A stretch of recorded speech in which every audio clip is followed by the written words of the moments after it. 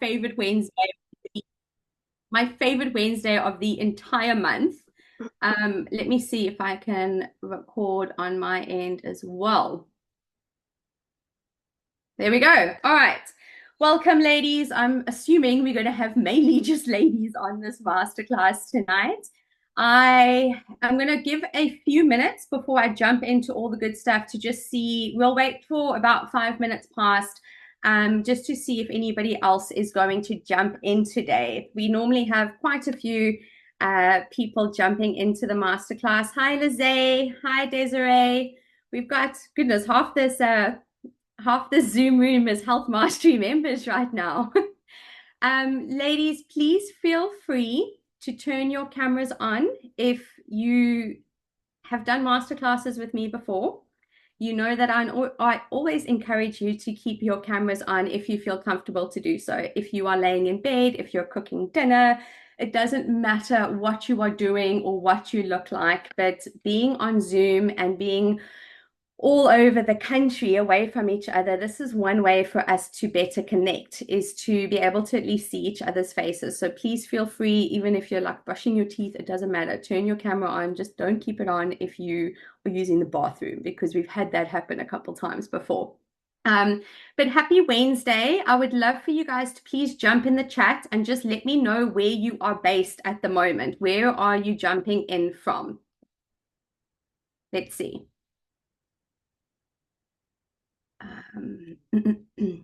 The more, as always, hi Margriet, as always, guys, the more interactive you can be on these masterclasses, the more you are going to get out of it.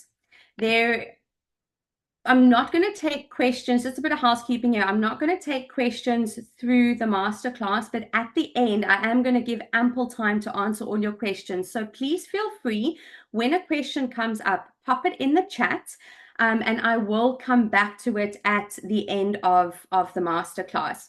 We have joining us this evening is Mika. You guys would have met her on the last masterclass if you were here. Mika is assisting us this evening. She is part of the Vitamin G marketing team.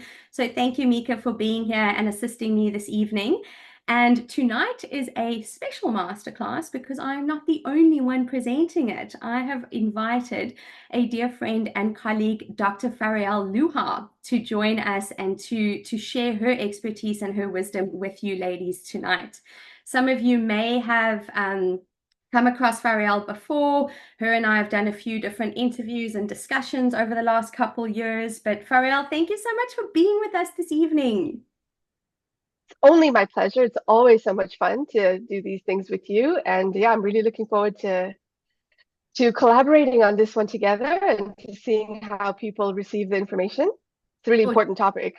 It is. It's a very important topic. And I was thinking about it earlier. I've done so many masterclasses on like gut health. I can't even keep track anymore. I've done so many masterclasses on detox and hormones and thyroid and all these different things. But funny enough, I've never done a masterclass purely focused on pain-free periods. And I don't know why it's taken me this long to do it, because it is a problem that so many people deal with. Hi, Mandy. Welcome. Good to see you here again. Hi, Bridget. Good evening. For those of you in here, please put in the chat, how many masterclasses have you attended so far? If you can remember, if this is your first one, put one. If you've done two, put two. Three, put three. I would love to just gauge what the audience is at the moment, how many masterclasses you've done. Two, Tyler, one. Oh, it's your first one. Welcome, Tyler. I hope it's the first of many. Hi, Bridget. So good to see you here. Bridget and I have worked together on and off for the last year or so, both privately and inside Health Mastery. At least 3 years. Margriet, 4 or 5. I know you're a champion. You're like a regular attendee here. I'm going to start expecting to see you here every single month. All right, guys, so let's get started. I'm trying to think if there's anything else I need to share with you ahead of time. Oh, something quickly from the vitamin G side. This week's my birthday. This is my birthday month, and we are having a very cool thing coming up with vitamin G over the weekend. So keep your eyes out on your emails to see what is in store for you guys over the weekend period. So make sure you're checking out for that. Besides that, I think we are ready to get started. I don't know why we actually have so few people on here this evening, but it doesn't matter. You guys are here, and I'm really grateful for that. So let's jump in.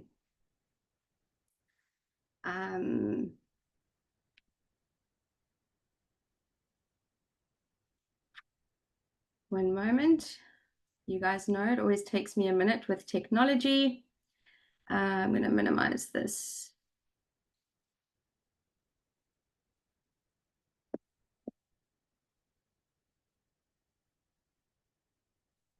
As always, guys, I'm unable to see the chat while I am presenting. So please put your questions in.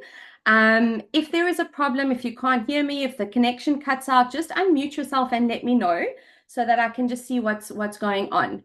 But welcome to the Pain-Free Periods Masterclass. There's a couple reasons why we decided to focus on this month. Number one, it's Women's Month, and in honor of that, we wanted to do a woman-focused masterclass. Second of all, painful periods is something that I want to say about 90% of women I speak to are dealing with. It is something I myself lived with since day one, since I was 13, when I got my first period, all the way through up until around about 28, 29 years old. And like I'm sure many of you, what I was told during these months of like debilitating pain, that Steph, like it's the curse of being a woman. This is just something you're going to have to learn to live with. My mom used to joke and say, Eve shouldn't have got Adam to eat the apple because now we've been cursed with painful periods for the rest of our lives. This is not how it should be. And I wish I had known this information earlier. When I learned about what a healthy period looks like and what is actually causing an unhealthy period, I was able to turn things around in a matter of months, not years. And I sit here in front of you now, happily, confidently saying that most months, when lady time comes around, I don't even realize it's there until I go to the bathroom and I'm like, oh goodness, that time of the month again. I don't have symptoms leading up to it. I don't have pain. Yes, there is a bit of discomfort, sometimes on day one, a little bit on day two, something mild, but nothing debilitating. It doesn't interfere with my life. And if I look at the contrast of what it's like now compared to what it was like 10 years ago, severe back pain, severe like stomach ache. I wasn't able to walk properly. The pain was so bad, I would get physically nauseous. My kidneys would ache. My moods, I was tearful all the time. Like for 4 days, I was just crying.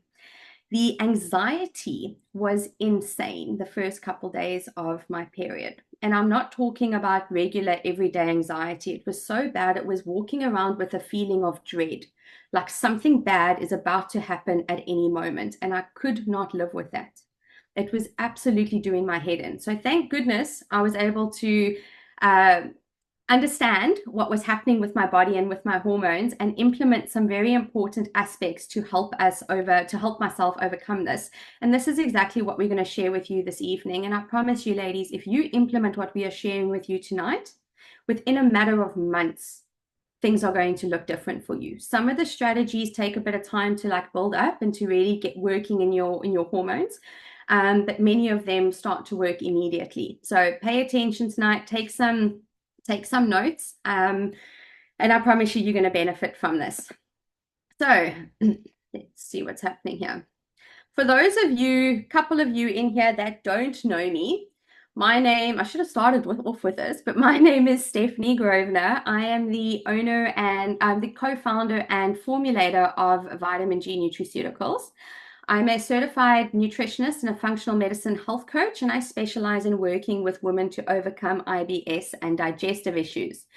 I am also the founder of Unlimited You Coaching. And what got me into this work was my own 15-year battle with metabolic syndrome, IBS, chronic fatigue and inflammation, and autoimmune conditions. But through functional medicine, nutrition, nutraceuticals, and lifestyle change, I was able to learn how to heal my body naturally. And that is what led me to doing the work that I'm doing now. I ended up knowing, or just like when you know something so life changing, you can't help but want to go out there and share it with other people. You almost feel like it's your duty, your obligation to go out there and share it. And that's really what put me in the position I'm in today.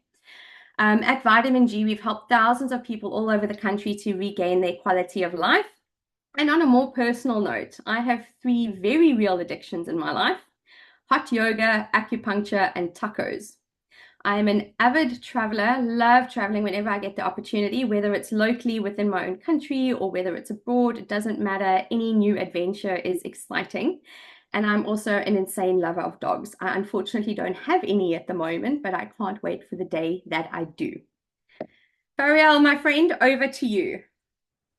Thank you so much. That's so interesting, Steph. Every time I work with you and we do these things, I learn something new about you, which is really cool. And by the way, happy early birthday. Mine's next week. So Thank how you. Oh interesting. my goodness. That's really cool. Mm. Okay, so everyone, thank you so much for being here. And I was really excited to be able to speak with you and collaborate with Stephanie on this particular topic. As you already know, I'm a naturopathic doctor. So I am Canadian. That's where I did my training. I practiced there for about 10 years between Toronto and Montreal. And then I met my husband, who's South African, got married in Cape Town, decided to stay in SA, but we have a home and my practice, which is in KZN. And so I've also been practicing in South Africa. And then for the last 6 or 7 years, I've been in the Middle East between Dubai and Saudi Arabia. So I've been in practice for over 18 years. And I've also had visiting doctor positions in India, in the Dominican Republic. And next week, I will be in Ireland to help with a wellness center there. So that should be very interesting. So I think Steph and I have that in common for sure, the love of travel. Um, Obviously, with what I do, it's very holistic, it's integrative, it is what I call root cause medicine. And I like to tell people that I practice unconventional medicine. I have a focus on women's health, but of course, I see a wide range of different kinds of conditions.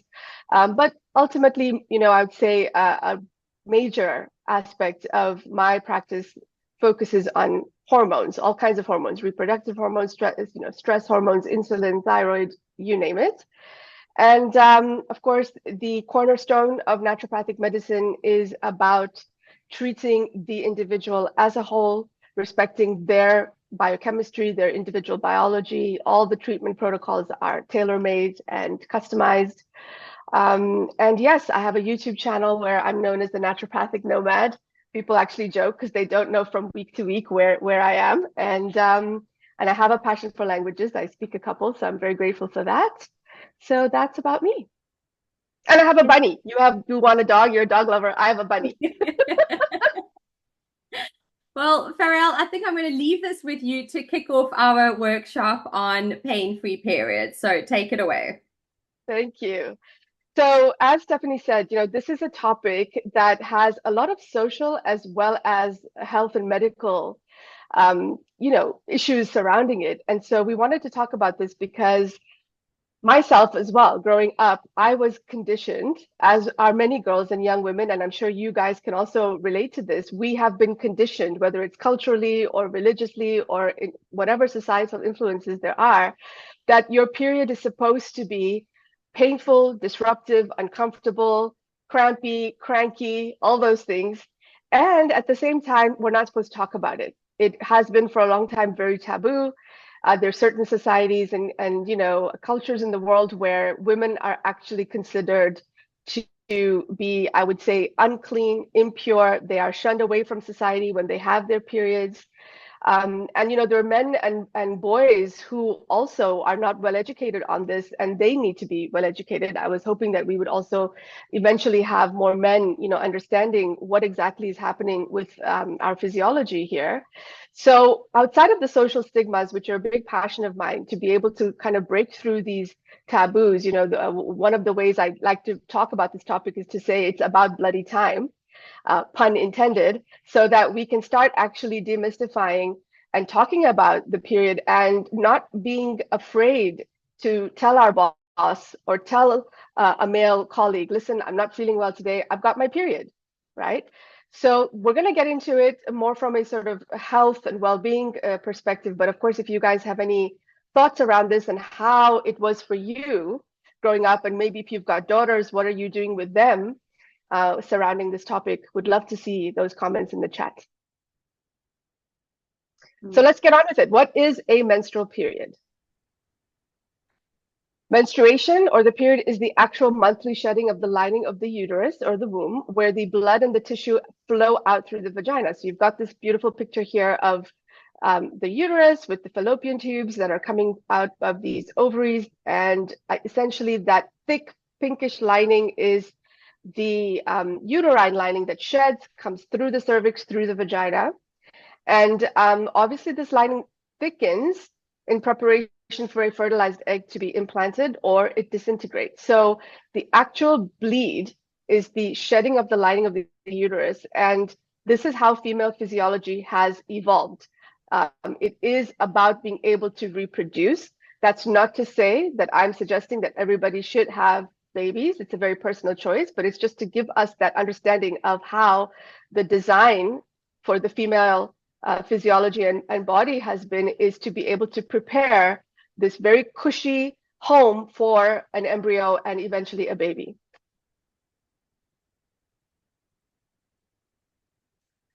Okay, so when we talk about menstruation, essentially what we're really talking about here are fluctuating hormones. It is driven by hormones, and those hormones are released at certain times during the cycle. So from a naturopathic perspective, a typical cycle is about 28 to 30 days. All right. Now, that's not to say that every woman is going to follow this, but this is the ideal length. And I'd like to add here too that I always, when I'm discussing menstruation and regulating periods and helping women with, having healthier and breezy periods, let's say, I want them to follow the lunar cycle, which is also 28 days. So I always ask women, and I'll ask you guys, have you looked at the moon lately? Do you know what is happening with the cycle of the moon right now? If you don't, please start being more aware, because the moon, it's so powerful. It's got this gravitational force that actually influences the tides. So it certainly would influence us as well. And when I'm trying to regulate the period, I'm working with the lunar cycle, the 28-day cycle. The period, which is the part where the actual bleed happens, lasts 3 to 7 days. This is in an ideal situation. But of course, we have nearly 50% of women, I would argue maybe even more worldwide, are experiencing what we have come to know as PMS-related symptoms.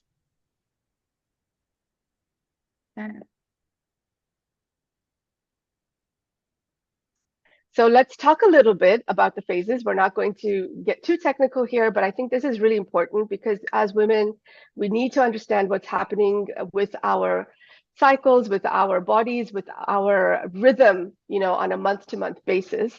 So on the left, we have a diagram of what's happening in terms of your menstrual and monthly cycle, what kinds of,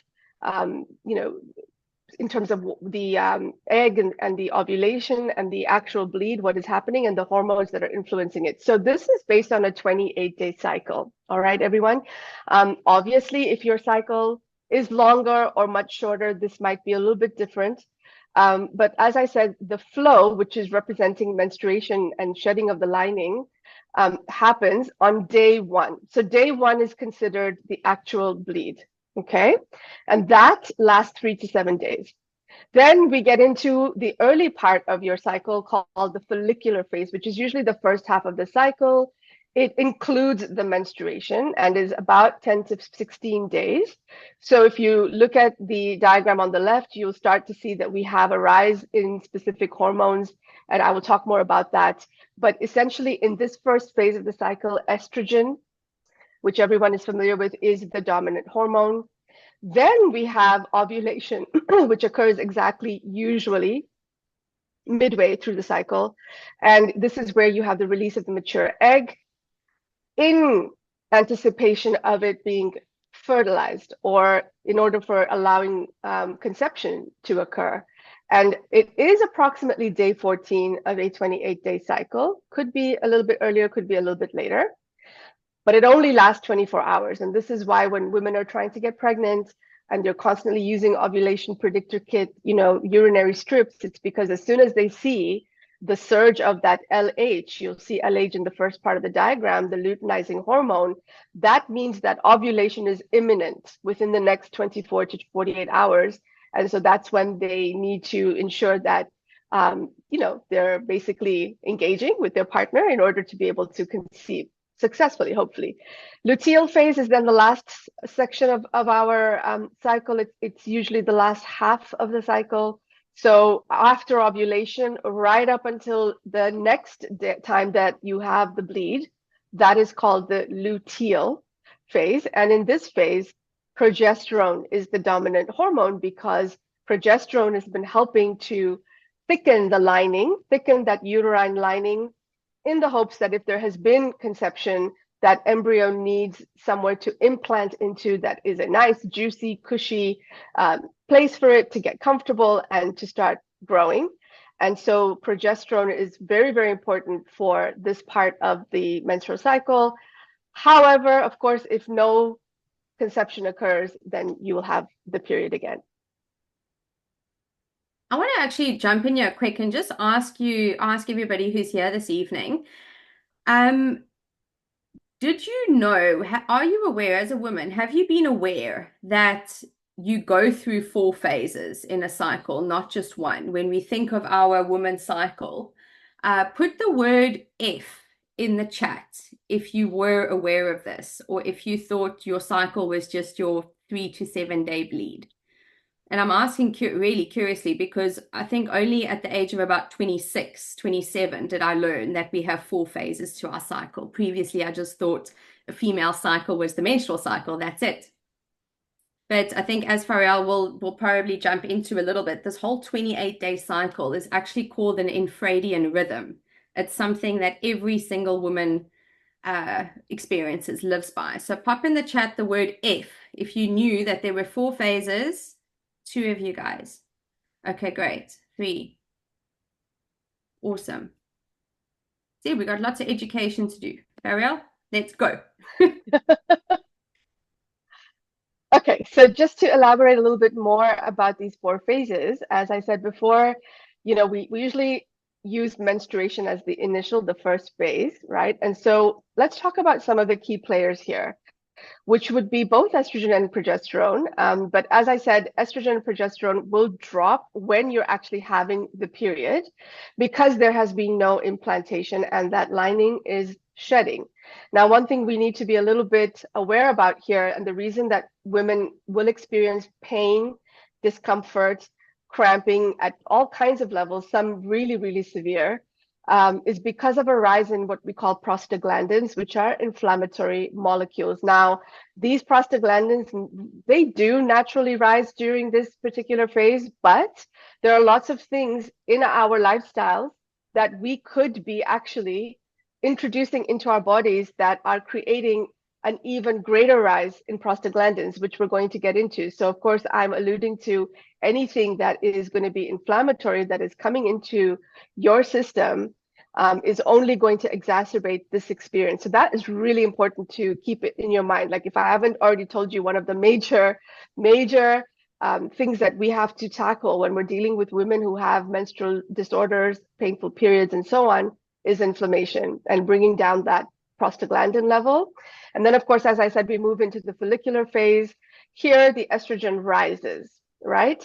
So brain chemicals like serotonin and dopamine also rise. This means we have an increase in our energy, we have an increase in our mood. And so this is the time where you can engage in sort of more intense type of exercising or doing more things that would require you to have more energy. And FSH, follicle stimulating hormone, is exactly what it means. It stimulates a follicle, which is then matures into an egg, which is then released at ovulation. So this is the phase before ovulation where the follicle is getting primed and it's maturing. Then we move into ovulation, which is right at the mid point of the cycle. Here, again, the rising estrogen levels will stimulate an increase in LH. Remember, I said before that LH will rise 24 hours before ovulation is about to happen. And then you have the release of this mature egg into the fallopian tube. There will also be a rise in basal body temperature at this point. Once ovulation occurs, depending on whether or not that egg has been fertilized, we enter the luteal phase. And this is where progesterone is, the sort of hero of this phase. And progesterone is very important to be able to maintain that pregnancy if needed. However, it will drop and then the lining sheds and then we go back into the cycle again. All right. So actually on that note, I know half of the people in here, you guys are Health Mastery members. And when we look at we're not going to get into it today, but when there is a process, what we could call like cycle syncing or living according to your cycle. And actually in every different phase of your infradian rhythm, your menstruation, your follicular phase, there's certain activities you can do, certain ways of exercising, certain foods in each phase that can really support that as well. So for the you Health Mastery members in here, in your downloadable resource section, in case you didn't know, there is a document in there on how you can eat and train and everything, your emotions, everything in these 4 different phases. So go into the downloadable resource section for you guys inside Health Mastery, download it, put it on your fridge, and just start to use it as you go through the different phases. I just want to add here, if I may, Steph, also Yeah. that's a really good point that you made. And so as we were saying about the infradian rhythm, of course, leading up to menstruation, this is the time where we tend to have lower energy levels. There's more of a reflecting inward. It is a time to really rest. And, as much as there may be some societies and cultures in the world where menstruation is not just misunderstood, but it is also kind of looked at negatively, there are just as many, in fact, interestingly enough, indigenous populations where women are completely given time to rest and relax, and everybody is serving the women who are menstruating. So it is supposed to be a sacred, beautiful time. And so I would say to all of you that, look at how you are arranging and organizing your lifestyle according to your phases. And if you are really doing high intensity stuff leading up to menstruation, it's probably working against your physiology. It's probably not a good idea. Very good point. Thank you. I want to be a part of those cultures that like celebrate. I just want to be served when it's that time of the month. That would Right. be fantastic. All right. So, my friends, let's take a moment, and I would really appreciate it if you would put your comments and your thoughts in the chat here so I can just connect to you a little bit more and understand where you're coming from. But if you take a moment to think about your menstrual cycle, your menstrual phase, what comes up for you? What thoughts come up for you? What is your current connection to your menstrual cycle? What is that experience like for you? Take a minute, pop it in the chat. Is it a time of the month that you dread? Does it interfere with your life? When you see that lady time is there, you're like, oh no, why? Why do I have to live with this? Or like what comes up for you? Please put it in the chat. I would love to hear. I remember personally for most of my life, every time lady time came, it was like, oh no, why now? It sucks to be a woman. It sucks to be a woman. Why does this have to happen? And um, it would interfere with sport. I used to be a very big hockey player in school. It would interfere even like after school with weightlifting. I wouldn't be able to lift very heavy. I'd feel very drained. It would obviously interfere with my moods, or even if I was going out for the night. I'm like, oh, it's lady time. I don't want to deal with this now. Why is this happening? It was such a horrible time. I really struggled at work during that time because I was so tired all the time. So it really was a phase that I used to dread. Now, every single time, every month when that comes around, I get a smile on my face and I'm filled with so much gratitude. I cannot even explain it because I just know for me, knowing that lady time has come, sorry, menstrual cycle. I always call it, I've been calling it lady time, like since I was in school. But every single time that comes around, it's a sign to me that my body is working well, that my hormones are in order. And I'm so grateful for that. I think, especially because of the amount of women I've worked with that don't have regular periods, that are struggling with infertility, all that kind of stuff, I think has just elevated my sense of gratitude every time, every month when this comes around. And especially the first sort of 2 or 3 days of menstruation, I can't put my life on hold completely. I can't say, well, I'm not working or I'm, taking 3 days off. However, I'm very intentional about trying to take it as slow as possible during that time and just giving myself some grace and understanding it's just, the first couple days, things are supposed to be a little bit slower. I'm not as hard on myself. I give myself that space, my body that space to just let it do what it needs to do and really embrace this time of the month. So I want to see here. Let me just pull up the chat. What's coming up for you guys? Migraines, limitation on activity. Dread it, dread it. Went that ever since getting off of birth control, I haven't had a cycle. Horrible PMS, very irritable, wanting to cry. Yes. Stopping the contraceptives is no joke. That's very true. We're going to dive into that. Okay. So what I'm hearing, I don't see any positives at this moment, and I'm not surprised. I wouldn't expect that. So it's a lot of negativity around what's something that should be a very beautiful time for a woman. So let's start to shift that perspective and that approach today.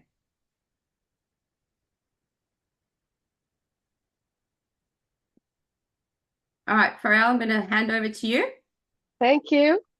So, very, very important to also think about these feelings and, the connection that you have, the anticipatory dread and anxiety, and whether or not you are passing that on to your daughters, because this is the cycle that we want to break. And just like Stephanie said, I'm also very lucky, and maybe it's a reflection of my work as well, because I worked on it.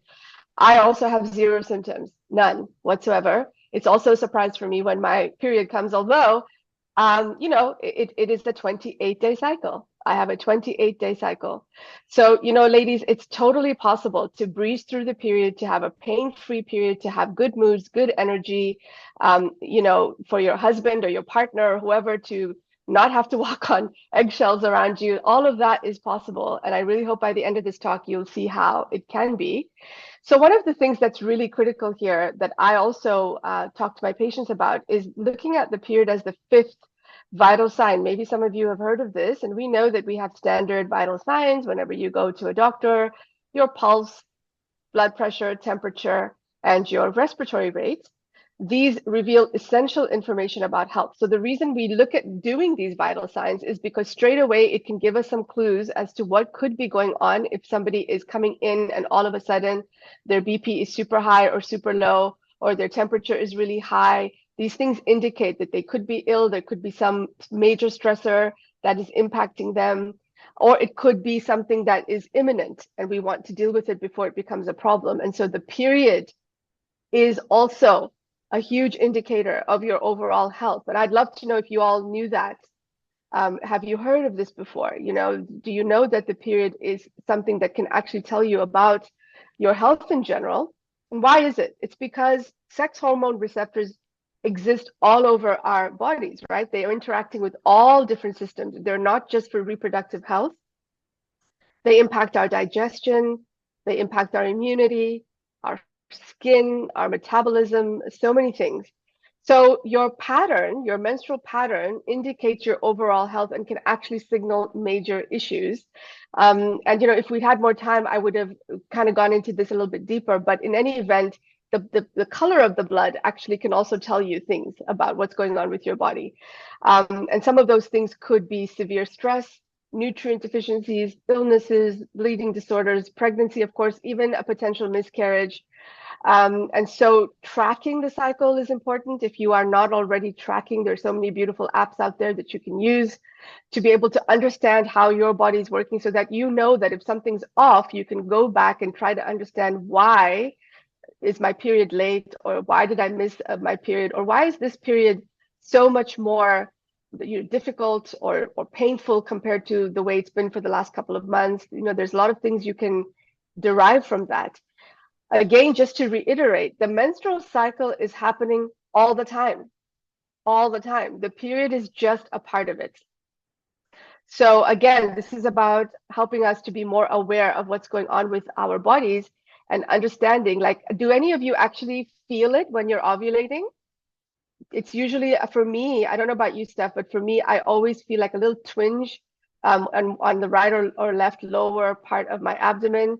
But I also know that I'm ovulating because the cervical discharge changes. So if you haven't been understanding about how your cervical discharge changes leading up to ovulation, and my libido increases, I'm going to be honest. So I know that it's happening, right? This is ideal for what we want, because remember, female physiology is that at ovulation, you want to have an attraction to a partner for mating and reproducing. Very, very good point. Thank you. Thank you for saying that. I don't know.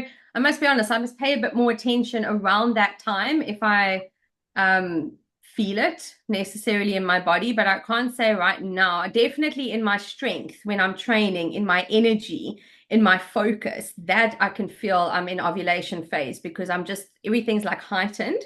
But I'm just curious. I think it would be helpful for the ladies to know. You mentioned that your discharge would look different around that time. So what does different mean? Like, what is it supposed to look like if in a healthy individual? So in a healthy individual, outside of your leading up to ovulation, the cervical discharge, and again, we all have some discharge, we may or may not be aware of it. It's going to be typically like a whitish color. It's going to be thicker, right? Because it's we're trying to prevent the sperm from coming in and obviously fertilizing the egg. But when we get closer to ovulation, that cervical discharge actually starts to become very much like egg white. It's very sticky. You can actually, I know this may sound a bit too graphic for people, but if you were to feel it, and you can stretch it out between two fingers, it's an egg white consistency, and that gives you a sign that you are either about to ovulate or you already are ovulating, and it allows for an easier passage for the sperm. So it's one way. Of course, women who are really focused on fertility, whether it's to avoid a pregnancy or to get pregnant, that's one of the things that we teach, is to start getting really, really in tune with your cervical discharge. I hope I answered the question. You did.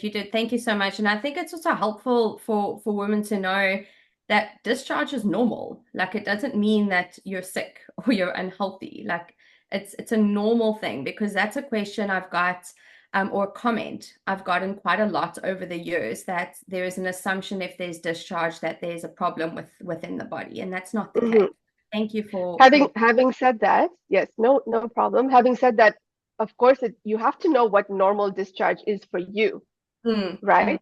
So if somebody has discharge and they know what their normal discharge is, and then all of a sudden they wake up one day and it looks like cottage cheese, or it's got a really foul smell, or it's like a yellowish color, then of course that does indicate that something could be amiss, or something could be wrong, and then you should investigate that. So it's important to know what's normal for you.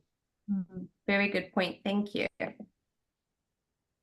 All right. So, Faryal, what is a healthy period? What are we supposed to look out for? Well, of course, I think you and I have already given clues of what a healthy period looks like. First of all, it should be a period that has no anticipatory dread or anxiety. We shouldn't be having these negative feelings leading up to it. In an ideal situation, it's like what we said, Steph. You just kind of wake up one day, go to the bathroom, and here she is, right? It's one of those situations. That would be healthy in terms of not having all these symptoms leading up to the period, because a lot of women have a lot of symptoms and they haven't even had the flow yet. And for a lot of them, the flow beginning actually helps to alleviate some of the symptoms, whereas for others, some of these symptoms continue or they get worse. It can be a very, very mild premenstrual syndrome, meaning there could be a little bit of maybe a little bit of breast tenderness, or you might have a little small, acne pimple popping up, or you can obviously feel the change in your energy levels. You might feel a bit more fatigued. There might be a little bit of abdominal discomfort, usually in that first day as the uterus is contracting to expel that blood, that lining. But really, there should be very minimal symptoms, very minimal or no changes in mood or energy. Um, but I do want to just reiterate your energy levels are just more inward. They're more reflective for you to spend time with yourself and do things that are a bit more low key.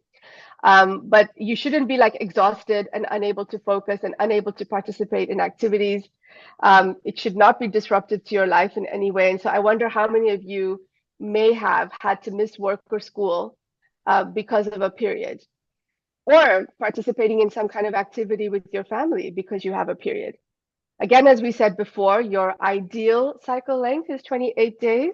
The bleed is about 3 to 6 days, and it's about 30 to 80 mils of blood loss. So if you're somebody who's changing a pad, every 2 hours, then we may need to kind of figure out what's happening here.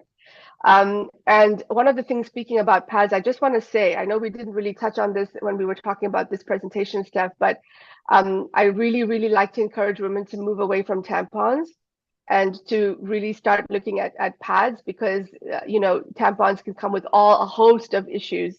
So just a little side thought for you ladies in terms of what are you using for sanitary protection. I know that in the last couple of years there's been these period panties. I don't know if you guys have tried them. I've been really curious about it. If you have tried, let us know. How do they work?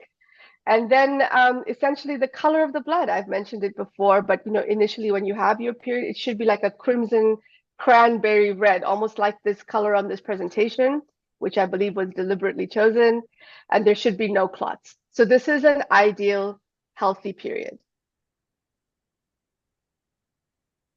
Okay. Now, signs of an unhealthy, oopsie, that went too fast.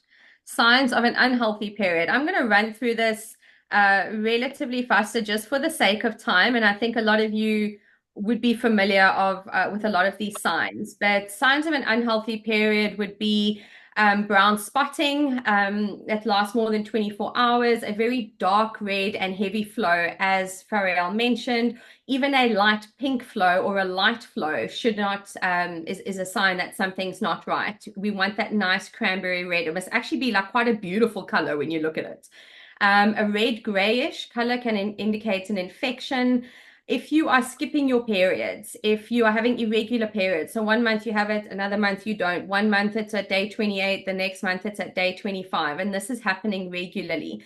If your periods are also infrequent, like you have it for 3 days and then it goes away and then you get it again in 2 weeks' time, and then it lasts for 7 days. These are all signs that there's a problem. And then again, large clots. If you are finding clots like the size of a 5 rand coin in your underwear or in the toilet, then this is a problem. So physical signs, again, breast tenderness. If it's slightly tender, a little bit more sensitive, that's okay. But when it is actually painful to the touch, to the gentle touch, that's a problem. Cyclical acne is a very common one that a lot of us deal with. That was a problem I used to have terribly all over my face, especially in the jawline and sort of on your cheeks. That's not what we want. Also, migraines. Migraines is a big thing that happens for women. I've noticed even for women who are on the pill, around that time, migraines are still coming. Bloating and digestive issues, diarrhea, constipation, cramps, lower back pain, leg pain. I know a friend of mine, her and her mom and her aunt, all the women in her family, every time around their menstrual cycle, they actually got such severe bruising on the inside of their legs. It looks like they had been hit by a baseball bat. It was crazy. This is not a good sign. This is not normal. Insomnia, fatigue, and low libido, also signs of an unhealthy period. And then from a mental and emotional aspect, mood swings, anger, irritability, crying spells, anxiety, and lack of focus. This is not what we want to experience. as Faryal mentioned, something like fatigue. We don't want to be fatigued. If your energy is a little bit lower, that is not a problem. That is not necessarily uncommon because we want to have that time. Our body is telling us to slow down a little bit, to look inward. It's a time for ourselves. So a slight drop in energy is okay, but you don't want it to like lay you flat on your back where you can't focus, you can't function. You don't want to be screaming and then crying and then, feeling anxious and all the rest when your child leaves a sock on the floor or whatever the case is. Like we want to have more stable moods throughout. All right, so factors that lead to an unhealthy period. What is causing this for so many of us? Number one is, of course, inflammation, as Dr. Faryal mentioned earlier. The release of these prostaglandins within the body is what causes the spasms and the pain within your abdominal area. And the intensity of these cramps is directly proportionate to the number of prostaglandins released by the uterine lining. So if you have severe pain during your cycle, again, a little bit of discomfort is not uncommon. You might feel a little, twinge or a little bit of discomfort happening, but it should not interfere with your day-to-day life. And if you are having severe pain, that is a sign that you have these too high levels of prostaglandins being created and released due to the amount of inflammation within your body. Now, things that can really aggravate and increase the release of these prostaglandins is, of course, food. Food plays a huge role. Your junk food, your fast food, your processed food, fried foods, anything in these horrible seed oils and vegetable oil, your canola oils and sunflower oil, that kind of stuff. A diet high in refined sugars, again, processed foods. Toxins are a huge problem that can release or cause the increase of prostaglandins. Then chemicals, hidden infections within the body, an imbalance in your omega-3 to 6 ratio. We can only get omega-3s through food. We cannot make them naturally. However, our body does create omega-6s naturally. And one of the leading causes or drivers of inflammation in the body is when our levels of omega-6s, let me put my camera on, are really, really high and our omega-3s are too low. So we have to be getting omega-3s from food or supplementation. We're not going to get enough otherwise. And this is going to drive inflammation in the body and again, prostaglandins. Your omega-6s actually creates inflammation in the body and your omega-3s brings down the inflammation in the body. So we want to make sure that ratio is in balance. And then poor gut health is going to cause an increase in inflammation and PMS symptoms, as well as medications, even the pill.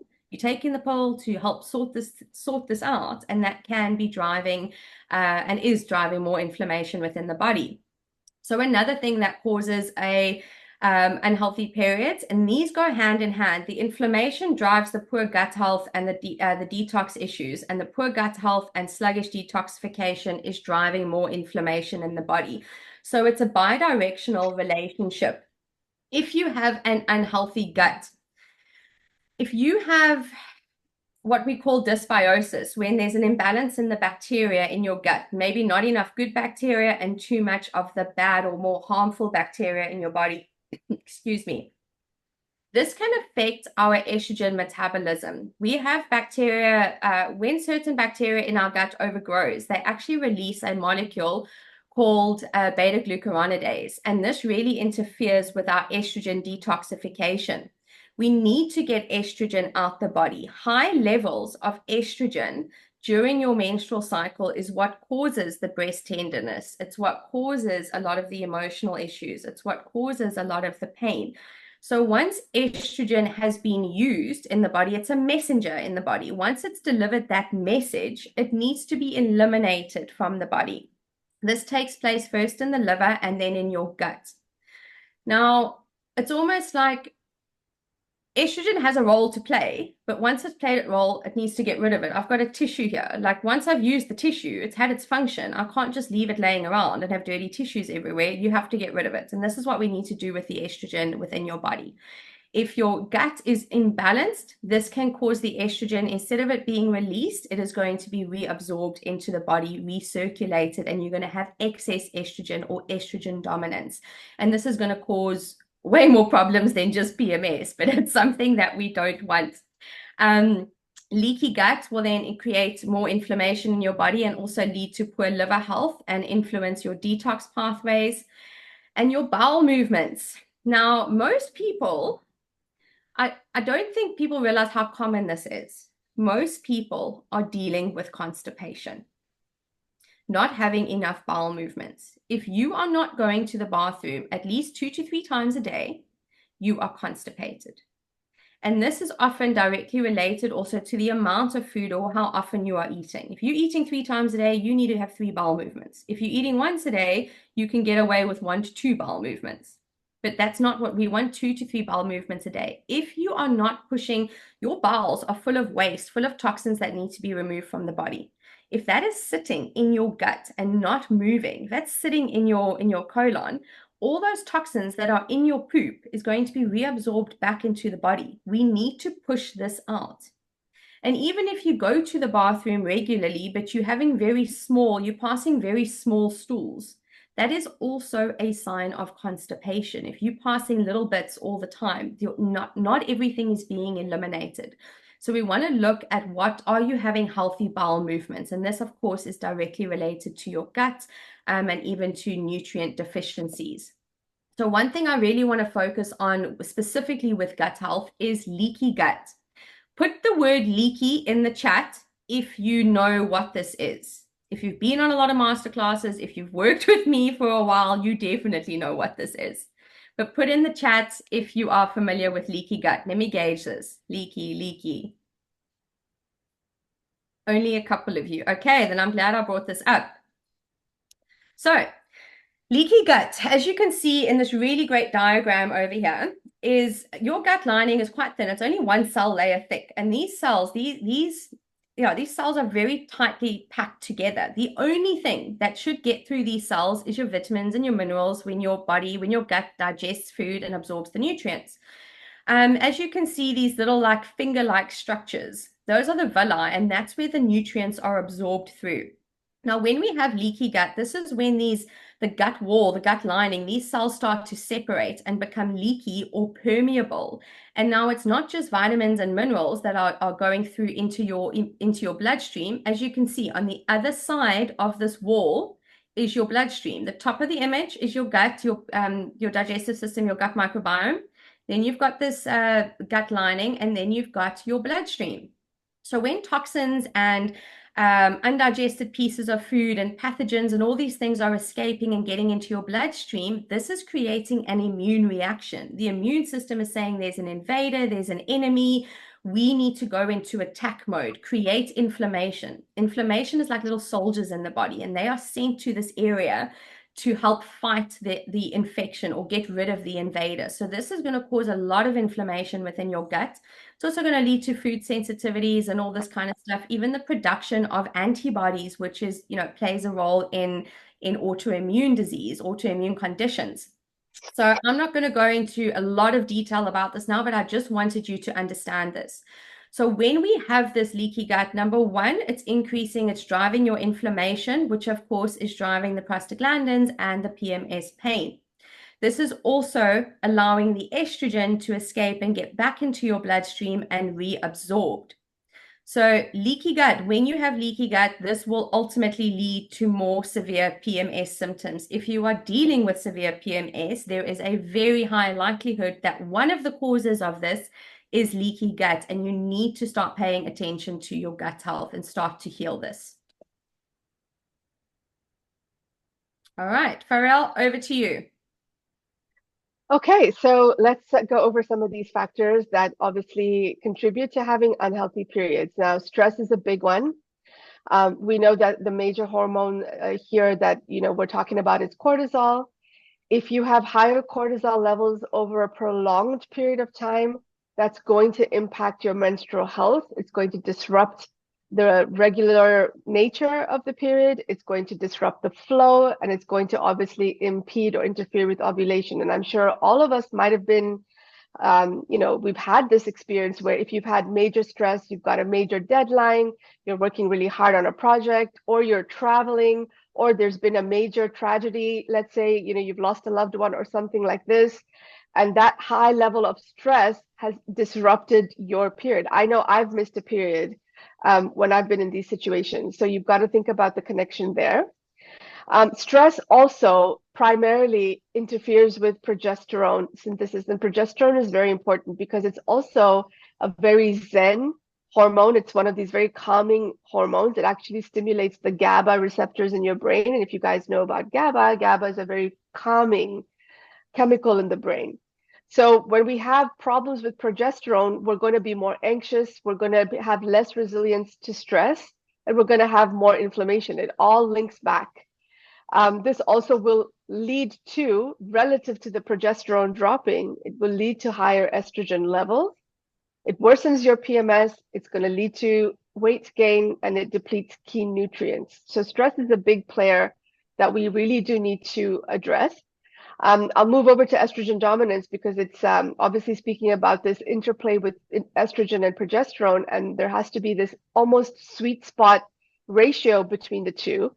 However, a lot of conditions that are related to menstrual disorders, whether it's PMS or an even worse version of it called PMDD, premenstrual dysphoric disorder, whether it's cysts, ovarian cysts, fibroids, endometriosis, perimenopause, that's being very, very difficult to go through, menopause as well. A lot of it is linked to estrogen dominance. Okay, so this is where there's too much estrogen, and Steph has already explained how that could happen, having too much estrogen in the system intrinsically. But there are other things that we can bring into the body that are also going to increase estrogen in the body, because we have in these disruptors, they're called endocrine disruptors that are in our food, they're in our environment, they're in the air, in the cleaning products that we use, in our makeup. I mean, I read somewhere that a woman on any given day is putting about 116 different chemicals on her body and her face. So just think about that. These things disrupt your hormones, and in particular, they are mimicking estrogen. So they're called xenoestrogens and can cause havoc when it comes to this balance between estrogen and progesterone. Let's also keep in mind that estrogen and fat cells love to be together. So the more estrogen you have, the more fat you're going to have, and the more fat you have, the more estrogen you're making. So this is an important correlation. And then, of course, another factor, nutrient deficiencies, very, very important. So, of course, we'd be focusing specifically on these nutrients, on these very nutrients, to be able to help improve our period. So the B vitamins in particular, folate, B12, B6, B5, omega-3, your vitamin D, magnesium and calcium, and zinc. These are all very important because they build the hormones as well. And then unhealthy lifestyles. So obviously a sedentary lifestyle, a lifestyle where there's a lot of chemicals coming in from smoking or too much alcohol or even doing too many recreational drugs, let's say, even medications, like Stephanie said before. And then what are we doing for movement? Less than 4,000 steps a day is not a good way to improve your menstrual health. We want to move more. And notice I didn't say the word exercise, I said the word movement. So it doesn't matter what you're doing, as long as you're moving and maybe even getting into a little bit of a sweat, increasing your heart rate a little bit here and there. Sleep is crucial, very important to get deep restorative sleep so that it can actually heal your body and build your hormones. So these would be some of the main factors that lead to the unhealthy periods. All right, so how is this normally treated? We're going to start from a conventional aspect. For those of you dealing, when you've gone to see one of your doctors, whether it's why can't I think of the word for a lady doctor right now? Gynecologist. A gynecologist, thank you. Whether it's a gynecologist or a GP or whoever it is, the conventional treatment for PMS symptoms is normally anti-inflammatory pills. Your non-steroidal anti-inflammatories or over-the-counter anti-inflammatory pills. Now, these anti-inflammatories and painkillers are often very toxic and cause damage to other organs within the body. The thing with over-the-counter anti-inflammatories is they are not the solution. It is a temporary fix. It is a band-aid on the problem. And Anti-inflammatory pills, over-the-counter anti-inflammatory pills actually drive more inflammation in your body. They do not stop it. This is why you will find you start with one and you take one in the morning and maybe one in the evening. And then all of a sudden that's not enough for you. So now you're taking one in the afternoon. And now one at a time is not enough to get rid of the pain. Now you're taking two at a time. And this is the way they are designed. You actually end up needing more of this medication to get the same effect. And this is just driving more and more inflammation in your body long term. So that's not the solution. And some of the ones that I'm familiar with in South Africa is things like Nurofen, Myprodol, and Mybulan. I know these are the common ones that a lot of people are going to, and it is not a good idea. The second thing, even more commonly, that's prescribed for this is the contraceptive pill, the birth control pill, or other hormonal therapies. This is not a solution either because these are synthetic hormones. They are not natural estrogen, progesterone, therapies. They are synthetic hormones made in a lab that actually prevent ovulation, and they trick the body into thinking that you're pregnant. And there's this constant release of specific hormones every single day, and that's not what we want. When Faryal has now explained the cycle to us, we want our hormones to go up and down through the different phases. We don't want consistent hormones through the month. So this is not a good idea this is not how the female body was designed to work. So the contraceptive pill is not a solution here. It is not attacking the underlying cause of why do you have such severe pain and PMS symptoms. So my friends, I know we are actually at the top of the hour now. This masterclass is going to go over. I'm so sorry, but I promise you, stick with us. It's worth it. We are going to get into the solutions now. So what you need to know about the pill, we cannot talk about healthy periods, hormones, fertility, anything without addressing the elephant in the room, which is the birth control pill or the contraceptive. Now, of course, this was created originally and used by doctors with the purpose of stopping somebody from getting pregnant. It was used for birth control. And as I said previously, the pill delivers a synthetic kind of hormone, estrogen, a combination of estrogen and progesterone that keeps the levels of hormones consistently high. And this is not what's supposed to happen in our 28-day cycle. This pill also prevents the surge of your luteinizing hormone and your follicle stimulating hormone, which prevents ovulation and, of course, pregnancy. So if the reason for birth control is to stop pregnancy, it's doing its job. But there are consequences to that. We can't, like every action has a reaction, and this is not the solution. Even for birth control, it's a lot harder to get pregnant than what people think.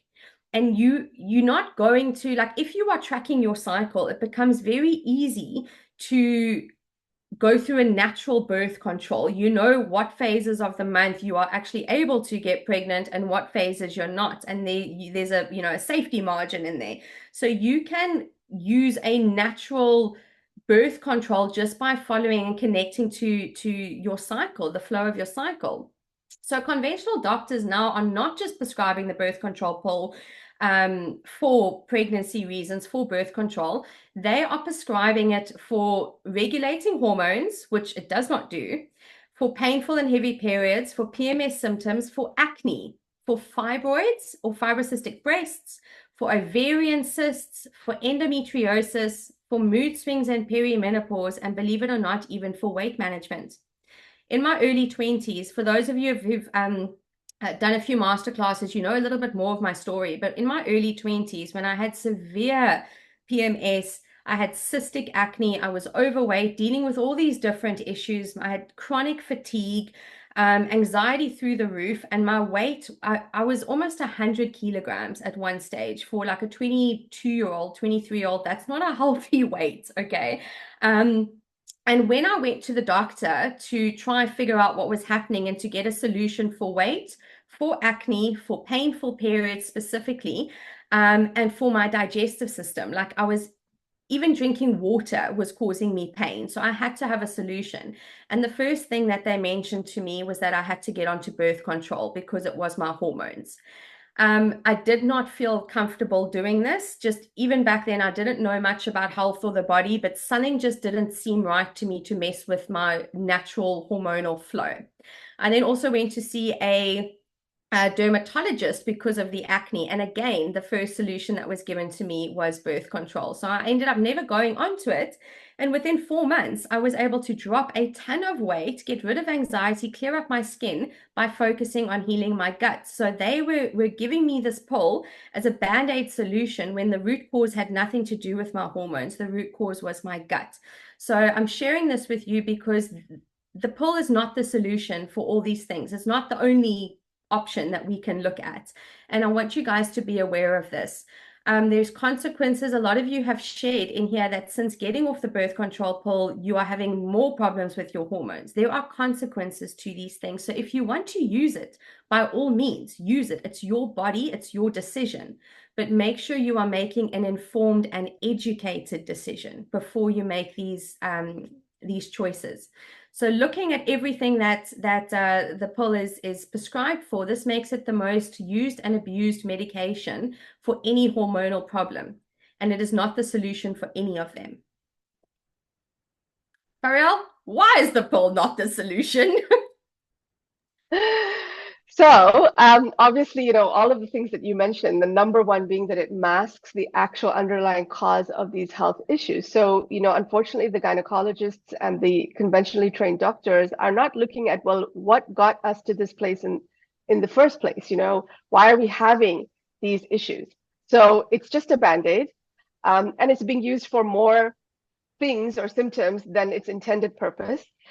The period that one gets when they're on the birth control pill is an artificial bleed. It's not a true cycle. It's almost like a withdrawal bleed. Okay. So this is why women will notice that, their periods will be lighter. They will be also less disruptive and uncomfortable. And that's because they're not really menstruating in the true sense of the word. The other issue surrounding why the pill is not the solution is about informed choice. So a lot of women, and especially young girls, are not being properly assessed and educated about the potential consequences and side effects of the pill, or they're not even having their personal histories discussed because there are contraindications. So if you've got a family history of stroke, of cancers, particularly breast cancer, uterine cancer, ovarian cancer, this kind of thing. If there is a family history of migraines, of blood clots, autoimmune diseases, liver or gallbladder issues, and even diabetes that's poorly controlled, and it's more of a genetic thing in the family as opposed to somebody who's diabetic because they have a poor lifestyle. These are things that need to be discussed with a woman who's about to embark on the pill because they're setting her up for consequences that could be in many ways really dangerous for her. Of course, let's also understand that the pill, I don't think Steph and I are trying to vilify what it's done for women. It's been revolutionary for women, in terms of allowing us freedom of choice and allowing us the freedoms to be able to dictate how we want our lives to unfold as far as career choices and so on. Having said that, unfortunately, all these other things have not been brought to the surface so much. And we've seen women who are healthy, seemingly healthy and fit, they're on a treadmill at the gym and they drop dead. Why? Because they had an embolism from a blood clot that traveled up from their leg up to their lungs and they stopped breathing because it was caused by this pill. Right? That doesn't happen so much anymore. There's been a lot of advances, but it's still something you have to have these conversations. And I think more importantly, the younger women need to understand what is happening and what could happen in their future adult lives. Of course, the very nutrients that we already spoke about that we need to be able to build hormones and to regulate our periods are the very nutrients that are depleted when one is taking the pill. Things like B vitamins, magnesium, zinc, vitamin A and C. And then side effects. There are many side effects taking the pill, such as the migraines and headaches, breast tenderness, weight gain, mood swings, anxiety. Now, look at these symptoms. Do they not sound more like what PMS actually is? But you can actually have a worsening of PMS if you've taken a pill and it doesn't match well with you. The pill also can disrupt the microbiome, causing yeast overgrowth or candida issues. It can cause spotting. There will be less of what we call sex hormone binding globulin. So what this means is we're not able to, again, build our hormones properly, and or the thyroid hormones will also be affected here. So it's not unusual. I've seen many times, for example, women who have, let's say, polycystic ovarian syndrome and are on the pill, and then they also get a thyroid disorder. And with the long term, we just have to be really, really cautious, especially for our adolescent girls, because if they're using this, they are potentially setting themselves up for higher risk of heart disease, breast cancer, osteoporosis, depression, methylation issues, which is related to how your body is able to detox and repair DNA in your body, and then insulin resistance. So there's a lot here going on. It's not just a simple little pill that you pop in your mouth and away you go. There can be many consequences to taking the pill, and it's really crucial that we look at the root cause. And here is another just very interesting. I thought it would be very interesting to bring this up because there's been so much research recently. And in particular, this lady, Sarah E. Hill, she wrote this book, This Is Your Brain on Birth Control, where she is speaking about the actual influence of being on the pill related to the choice of mate. So, ladies, this is so interesting. And I think if you have time, you can dive into it a bit deeper. But apparently, women who are on the pill may have different choices in what they find attractive in male counterparts compared to those who aren't. So if you look at the little highlighted part, it says female and male choice preferences in humans both vary according to the menstrual cycle. Women prefer more masculine, symmetrically, and genetically unrelated men during ovulation compared with other phases of their cycle, meaning when you're on the pill, this blunts this response, and you may be choosing a mate that otherwise off the pill you may not have been as attracted to. So that's not to say that we should all sit here and think, oh my goodness, what have I done? It's not about that. It's just talking about how it can influence your brain architecture a little bit, which influences, your attractiveness and how you would choose a mate. Does that make sense?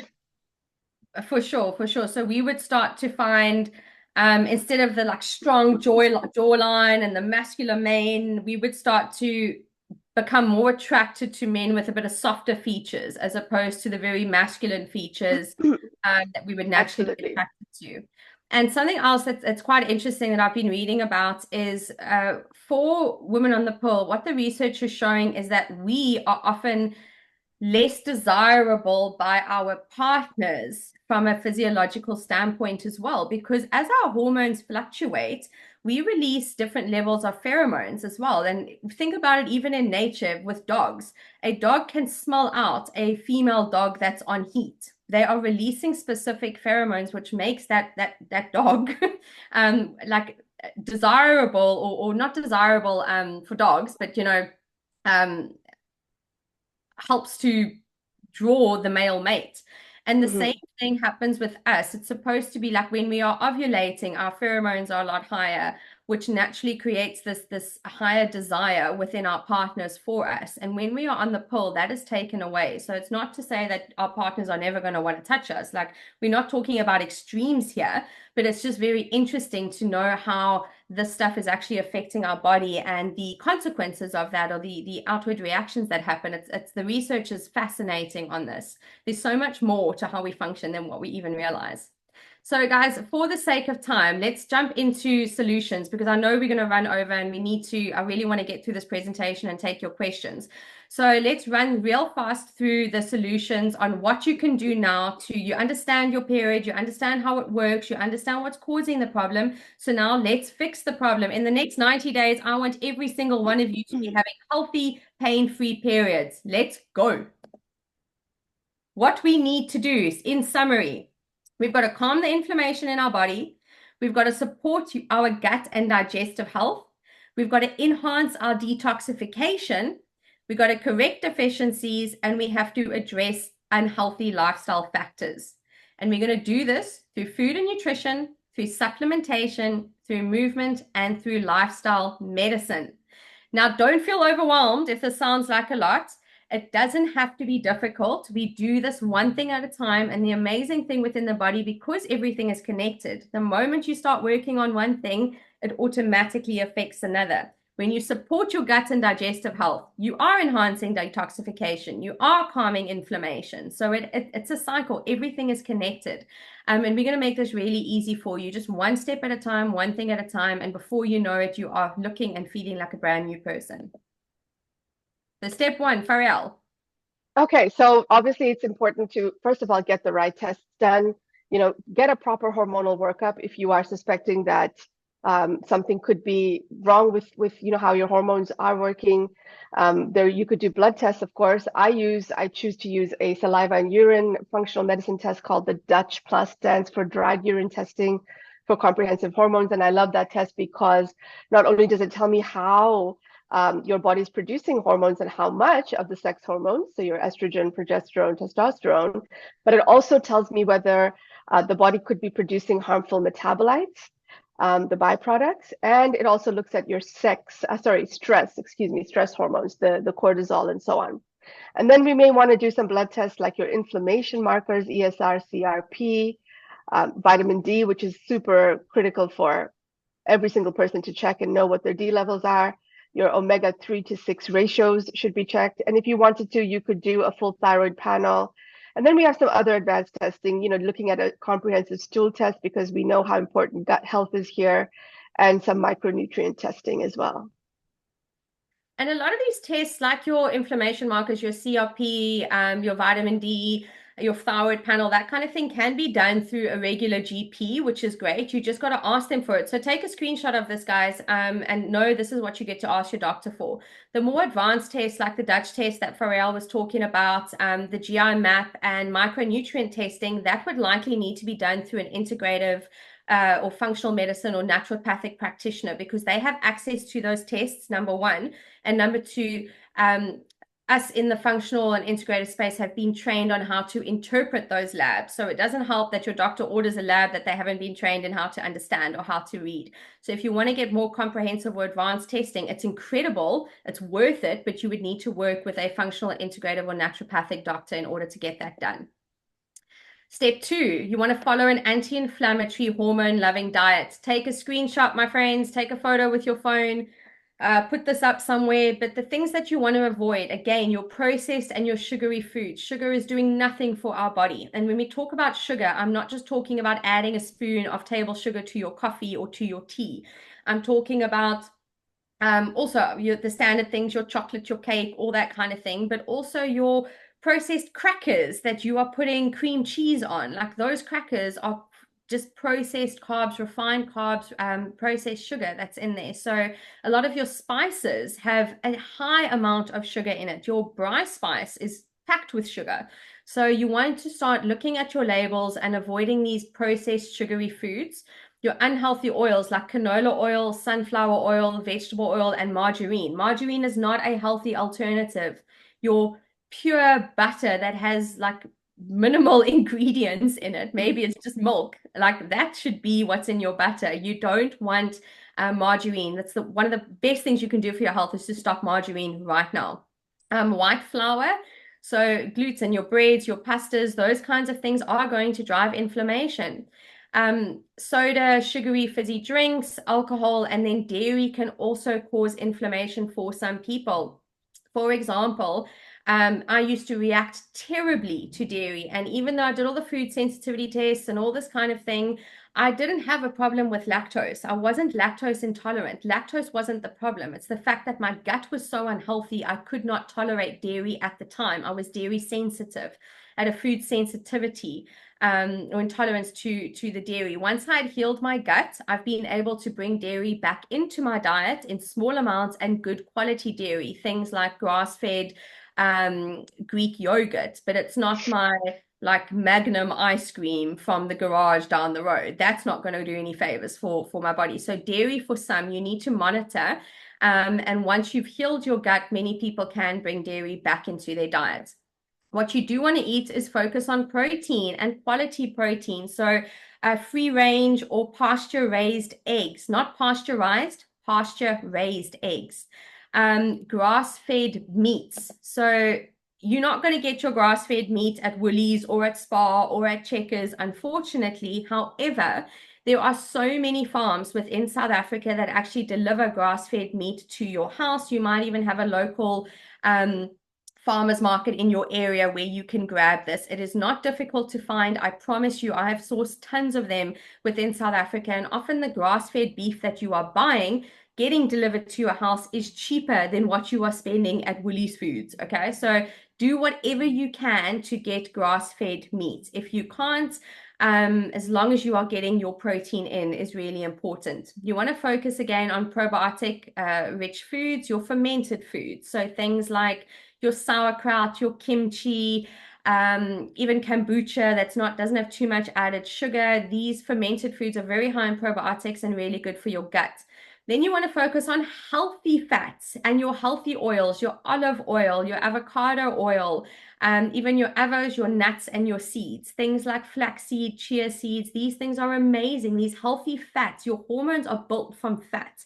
And we need fat also to help with our digestive system. So you want to be bringing in healthy fats. Fat does not make you fat. Eating healthy fats is good for your health. It actually helps with cravings and weight management.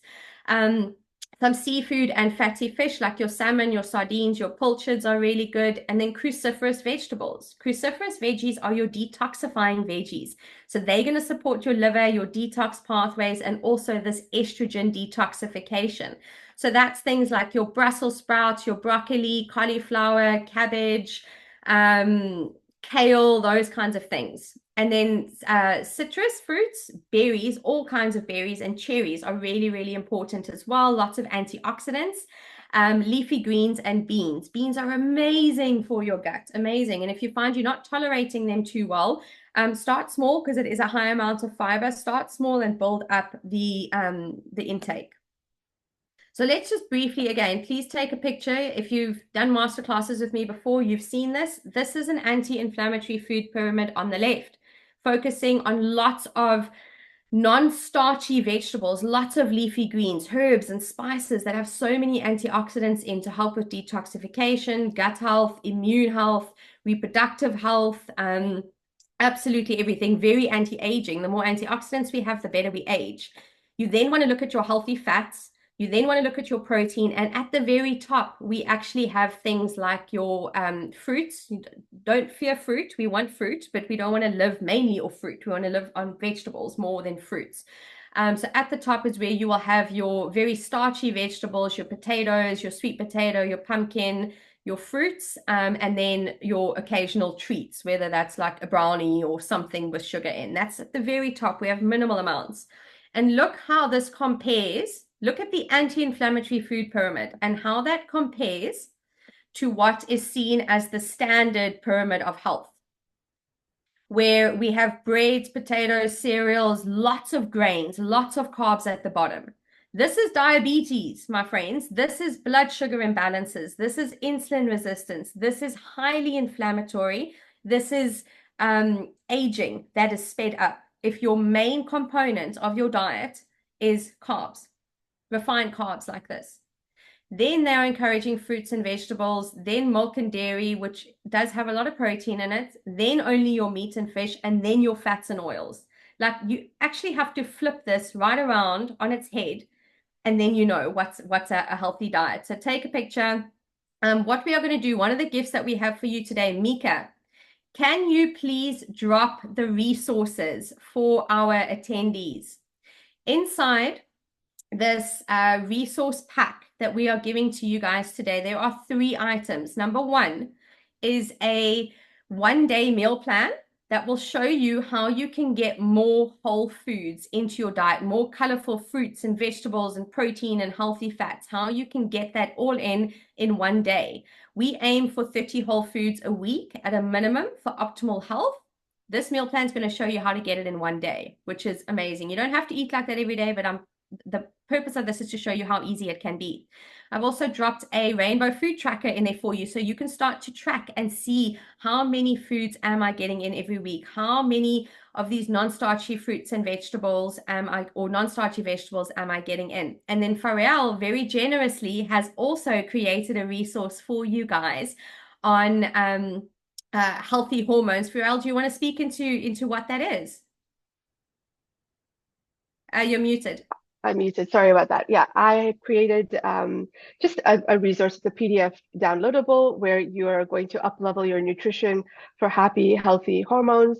And I just go through and outline, in terms of the macronutrients, the most important ones being your protein that you discussed, healthy fats, and some superfoods that are very, very important in terms of building hormones and building amazing hormones that work in your favor, not against you, and then just some lifestyle things that people can do. Thank you so much for creating that. That's very, very generous of you. So, guys, these resources are only available to you that are here live. So, click the link that's in the chat now and download them because these are not going to be sent to you at a later stage. And please do not let them just lay in your inbox. Put these to good use. And a lot of the solutions we're talking about today were also given to you in the free gift that you received when you signed up for this masterclass. So we don't create these things for fun. Like, I've got a lot to do. I don't just sit behind Canva and creating these resources. I do it for you because I want you to benefit. The information in there, I don't need it. I know it. I follow it. I've created it for you. So please do not let this lie in your inbox. Print it out, read it, and one by one, start to implement these things because it is going to have a massive impact on your health, on your life, on your relationships, on everything. So put these resources to use, my friends. They are here for you. All right. So next, step 3. We've got testing, we've changed our diet, we've optimized our diet. Now we want to look at healing the gut. I am not going to go into detail on how to heal your gut. I did a masterclass for you on this. If you didn't attend and you want access to that masterclass where I dive deep into how to heal your gut, put the word IBS in the chat. IBS, and we will send you a link to this masterclass and you can watch it another time. But step 3 is healing your gut. So the foods you want to focus on, again, very similar to the anti-inflammatory foods I just mentioned, but you want lots of fiber, which we get from a variety of colorful fruits and vegetables. Be careful not to get caught in the trap of eating and shopping on autopilot, where you are eating only blueberries every morning and you cooking only like broccoli and carrots most of the time at night for dinner. Like, you want a variety of different fruits and vegetables in your diet. Again, we go back to the fermented foods, the probiotic rich foods. You want to include bone broth. A cup or 2 a day of bone broth is amazing for gut health. Aloe juice, also really beneficial to soothe the gut lining and promote healing. And then at least 2 liters of clean water daily. 2 liters is kind of like the standard. You do need to customize that for you. The amount of water you need will depend on your weight, your level of activity. But 2 liters is sort of like a minimum that we really want to be bringing in. So there is a calculation. You can Google it. I can't remember exactly in kilograms. Faryal, maybe you know, but I think for every Yeah. kilogram, you take your kilogram and you times it by 0.35, I think. So Divide. I have a much easier way that I tell people regarding water intake, and I just say whatever your weight is in kilograms, you need to drink that amount in ounces. So what that means is that a glass of water is 8 ounces. I mean, I'm just using that as an example because it's just easier. So let's say you weigh 70 kilos, you would drink that amount, 70 ounces in water. And if a glass is 8 ounces, you have to do a little bit of math here. 70 divided by 8 is approximately 9 glasses. Okay. So for liters and milliliters, yes, there probably is a formula, but I've just been using this ounce one for so long that it's just so much easier. I know, Because I'm people confused. can do glasses, right? They can take an 8 ounce glass and they can drink it and make sure they're getting whatever's specific to their weight. And an 8 ounce glass is around about 400 milliliters, guys. So Hmm. just do the conversion on Google, but see what your daily intake needs to be. And then lastly, to heal your gut, you need to manage your stress. And that is done by getting time outside. We all have different ways to manage our stress. We've got to find what works for us, but some key ones are to get time outside. That's not just for stress management, but that is for your gut health. Interacting with nature and the microbes in the world are really supportive for healing our gut, optimizing gut health. You want to get sunshine daily for your vitamin D and then prioritize sleep, because this is an opportunity to clear out your gut. And I can guarantee you now, like I've monitored this over the last few years since I have created pain-free periods. There's still 2 months I don't know why it's always two, but there are 2 months out of the year where I have incredibly bad PMS again. And not as bad as I used to, but it is a really bad month. And every single time it's a month where that is bad, it is because my stress level has been high or my sleep. I've been neglecting my sleep. It is the only two reasons why I get really, really, really bad period pain. So this is going to help for healing your gut, and it's going to help to monitor to manage PMS. All right, step 4, real quick. Alrighty, so here we're going to talk about, correcting the deficiencies. The list is here, you can look at them and see probiotics, obviously for gut health, your omega-3 and evening primrose oil. We usually like to sort of cycle through these. So omega-3 for the first half of the cycle, evening primrose oil for the second half, because again, these are helping to build specifically your estrogen and progesterone. Zinc is so important also for progesterone. We've touched already on vitamin C and D. And then magnesium is so important because it's responsible for what I used to think was 300 to 400 different reactions in the body, but it's actually more like 700. And magnesium is not only going to help with that cramping pain and the discomfort that women experience, but it's also very calming. So it also will address things like the anxiety and that sort of thing. It also helps with sleep. And then, of course, NAC, which is the precursor, N-acetylcysteine, one of my favorite nutraceuticals in Stephanie's vitamin G range, because it did so wonderful things for me when I was really sick earlier this year. And it is the precursor to glutathione, which helps a lot with our liver detox pathways. It's also master antioxidant. Alpha lipoic acid is another powerful antioxidant that we need. And then DIM, which is your active ingredient in those crucifer vegetables, so your diindole methane. And then, from a naturopathic perspective, I'm always also looking at what botanicals somebody could be needing according to their case. So curcumin and quercetin for inflammatory issues, and we know inflammation is sort of the foundation here that needs to be addressed.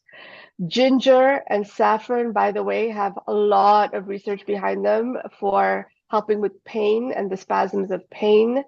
And also with some of the sort of mild, to moderate depressive feelings one may feel during the period. And then we have milk thistle, which everybody knows is a liver-friendly herb. Chasteberry, one of my favorites for modulating the estrogen and progesterone ratio. Ashwagandha is also really great for that. And then my favorite, what I call adaptogenic herb for helping with stress levels and adrenal health is tulsi. It's also hugely anti-inflammatory. And maca will also help a lot with these hormones. Guys, again, take a screenshot, take a photo of this so you know what to come back to.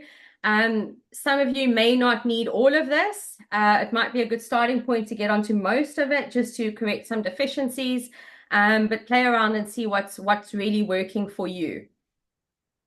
And then step 5, lastly. So step 5 is about what we're doing in terms of lifestyle. How are we actually living that is going to be helping our hormones? And we've already touched on sleep. We've already touched on rest. Stress reduction is huge, of course. So practicing something daily that brings you into that parasympathetic rest and digest mode. A lot of us are spending too much time in sympathetic, output mode. So deep breathing, meditation, journaling, walking, earthing, grounding, drinking calming teas, anything that helps you to feel calm and grounded daily. It cannot be something you do once a month. I have people who say to me, "Oh, but Dr. Faryal, I go for a massage once a month." That's not enough. Get moving. So you want to strive for, 10,000 has been the magic number, but a lot of research is showing if you can even just do 8,000, you're a long way to being healthier. And then, of course, working in line with your infradian cycle and phases of your cycle. Lots of other naturopathic treatments we can offer, acupuncture, cupping. I'm really big into these. I also do a lot of light therapy using frequencies of light wavelengths to help with balancing hormones and inflammation. Infrared sauna is also really powerful. Of course, massage is great. And then castor oil packs, which are very ancient naturopathic remedy that I've been doing for my 18 years of practice, telling people to do them. So these are just some of these things that we can do. And I just wanted to say, as a little joke aside, most people who would be in my position traveling to Ireland next week would be so excited for all kinds of things in Ireland, but I'm just excited to be getting the Kerrygold Irish grass-fed butter because that's the butter that we like to use, but it's so expensive. And so don't be surprised if you see like a little social media photo of me with Kerrygold all over. Well, I'm going to be looking out for that photo now. Um, I'm glad you put castor oil packs on here because that's something that I also have been using for about 5 years. I learned from my acupuncturist many years ago. And yes, for hormonal support and PMS, it's amazing, but it's such an amazing detoxifier. And it's helped with weight loss, it's helped with energy, it's helped with so many different things within the body. So I love that you've put that on here. Thank you. All right, guys. So, one more thing on this, just to get moving and striving for 8,000 steps. I don't know if this would be supportive for you guys, but I have really been prioritizing walking, and it's been challenging for me up till now to consistently get like 10,000 steps a day. And I exercise in the morning and I do yoga in the evening, but I still sit for like 10 hours a day, which is not good for my health. And I used to think, oh, I am moving my body, so it's not such a big deal. But the fact that I was still sitting, I do sit so much, I've got a desk job. And what's really been helping me to get more steps in every single day, I'm consistently the last couple of weeks hitting anywhere from about 9,000 to 13,000 steps a day at the moment. And that is by breaking it up. And I take a really short walk in the morning, maybe like 15 minutes in the morning. I take a walk after lunch, another 15 minutes. And then in the evenings, I'll do a 20, 30-minute walk. And that is what's helped me to hit my goals easily. It helps me to get outside, get in nature, get some sunshine, decompress, de-stress, and it actually helps with my productivity in the day. I come back feeling awake, feeling alive, feeling excited to tackle the afternoon and the rest of the day. So if you are struggling to get more steps in, break it down for yourself. Maybe it's a 5-minute walk. Maybe you are texting instead of like sitting on the couch going through your text messages, walk and get back to text messages. All your phone calls, walk around the lounge if you need to, walk around your office while you're on the phone. But anything you can do to just get a little bit more steps in the day. It doesn't have to be going for an hour walk every day. All right, so on that note, we do have, of course, we've got solutions for you at Vitamin G. We are all about solutions. And as Faryal's mentioned, inflammation is a key factor in PMS and hormonal issues. Out of the 18 herbs and nutrients that Faryal has just mentioned to you, within the Vitamin G range, we are providing you guys with 14 of them. And they are all in a very easy to drink blend. So in your inflammation shield, we've got the quercetin, the curcumin, we've got the magnesium complex, we've got the ALA, the alpha lipoic acid, as well as your methylated B vitamins, a highly absorbable, easily recognizable form within the body. So this is one of the core blends that we recommend for ladies who are dealing with high inflammation and PMS symptoms. So really, really, really good blend to check out. I've just finished my bottle now, but it's a scoop that you are adding, 1 scoop a day that you are adding into water. And it's going to improve your PMS symptoms, but more so it's going to improve your energy, your sleep, absolutely everything, because inflammation is a driver for so many different symptoms that we experience. So my hands down favorite blend within our range. We also then have a gut shield for you. As we've mentioned, when you are dealing with PMS, there is a factor of leaky gut or some kind of gut dysbiosis. So we really want you to focus on healing your gut. And just taking a probiotic or just taking maybe some collagen powder is not enough to heal your gut lining. There are multiple nutrients that are needed. And this is where a lot of people go wrong. When healing their gut, they just take a probiotic or they just get off of gluten. Like they're removing the thing that's causing some inflammation in the gut, but they're not putting in the active ingredients that are actually going to do the healing. Because removing gluten is not going to heal your gut, but it is a prerequisite to healing, meaning your body won't heal when it's in your diet. But once you take that out, you still need to put the active ingredients in that are actually going to do the healing for your gut. And that's our glutamine, your collagen, your probiotics and your prebiotics, your vitamin A, C, D, and of course your K2. And then we've also got some green tea extract in here, which specifically helps for inflammation within the gut, as well as encourages better detoxification. So at Vitamin G, we actually have what we call the gratitude bundle. And this includes all three of our main blends that, as a combination, are incredible for combating PMS. I see Lindsay's nodding her head there. Are you agreeing with me? So the gratitude bundle, I mean, you can get these blends individually and look for yourself. If you cannot do the gratitude bundle, choose the one that is most supportive for you at the moment. The detox shield is there because it has very high levels of DIM, your DIM broccoli extract that Faryal mentioned. And this is really supportive to get rid of that excess estrogen in the body that's causing the tender breasts, the mood swings, the pain in your stomach, all this kind of thing. So this blend, this gratitude bundle, on the website, we sell it as the bundle, and you save just under 500 Rand when you purchase them as a bundle, as opposed to purchasing them individually. So take a look at that. Give yourself 2 or 3 months using this and notice the difference for yourself. This is not something you have to do for the rest of your life. You just want to do it for a few months to sort out the core factors, imbalances within the body, and correct those deficiencies, get rid of the inflammation. And for you guys, for our masterclass attendees, I do have a special that we've put together. Mika, can you please drop the link for our for the website? When you purchase any of the vitamin G blends, it doesn't just have to be the gratitude bundle, but when you purchase any of the vitamin G blends, if you use the code painfree15 at checkout, you will get a 15% discount on your order. This is for you guys, for masterclass attendees only. So the link that Mika is dropping, the discount should automatically be applied at checkout. You don't have to go and put it in. But if it is not there, just put pain-free 15 into when you get to checkout, and you will receive 15% off your order. We really, really, really want to see you get better and get rid of PMS, something that is not normal for us. And then, Stephanie, may I just jump in here? I'm so sorry to cut you off here. of course, I unfortunately cannot stay. I've tried to answer some of the questions that came up in the chat.